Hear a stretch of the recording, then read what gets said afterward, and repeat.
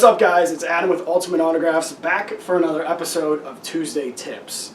This week's tip, we're talking about full-size helmets, how to get them signed, what we use, what we prefer when getting our full-size helmet signed. To start, we're going to talk about the colored paint pen. In this situation, the color is white. We like to use white on a lot of helmets, a lot of the darker color helmets. For this particular Notre Dame helmet, it might not be the best fit. It'll work, and that's why we chose the Notre Dame helmet, is because it can show a lot of colors. But we tend to use the white on a black helmet such as the Baltimore Ravens, a dark navy as the Houston Texans. We like to keep it nice and simple so that white really pops off that dark color. To get the pen going, you're going to open it up, you're going to prime it. We already primed ours. Give it a quick shake, dab it on your box nearby, the table nearby. If you're in line at a signing, maybe bring a piece of paper just to get your pen ready for the athlete when he's ready to go. Once it's dabbed and ready to go, you just hit it with the helmet. Gives you a nice, clean signature. There are different sizes of colored paint pens. This one right here is one of the thicker ones that Maltol offers. We like to use Maltol for our colored paint pens. Very clean, very reliable source of paint pen when dealing with signatures on full-size helmets. As you can see here, this one's a little bit thinner. We prefer to use the thin pens on guys like a Terry Bradshaw or a Joe Namath, who has a little bit slower of a signature that might have a little more definition, a little more detail in there, because it'll show up with the thinner paint pen. The thicker one we might use for a guy who has a quicker signature that might not have a lot that goes into it. This gets a little bit of a quicker pen flow, ink flow coming out of it, so 90% of the time we use the bigger marker. We like to use silver a lot too. We use Deco Color for silver signatures. Same thing, get your pen ready to go. Nice clean signature right there. Again, the Notre Dame helmet's a good example to use because you can use basically any color on this helmet, whatever you desire. If you want to get a little crazy with it, use the navy to tie in with the gold on Notre Dame.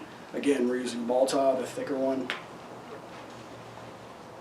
Nice clean signature, it really pops on that helmet.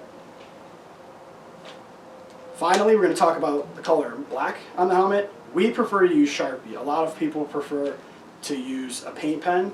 The paint pen can get streaky, it can get smudged. Depends on the brand we use. We like to use Sharpie because it's a reliable signature. Once you hit it on the helmet and let it dry, it's really not going to smear after the fact. It'll take a lot to get that off. People do prefer to use paint pen because Sharpie can fade. If you display your helmet properly and get it out of the way of like harmful UV light, the Sharpie shouldn't fade. Again, it's reliable. It's tough to smear even when it's freshly on the helmet. You know when that signature is coming back home with you, it's going to come back in one piece.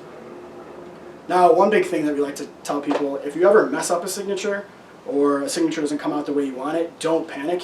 As long as the ink is still wet and the helmet doesn't have any kind of a special finish on it, like a hydro dip or a chrome, you can go ahead and hit it with a product called Goof Off.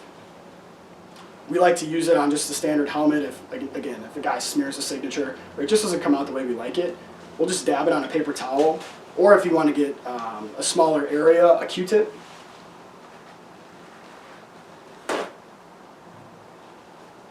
Just take our paper towel, fold it up a couple times, take the goof off, wet the paper towel.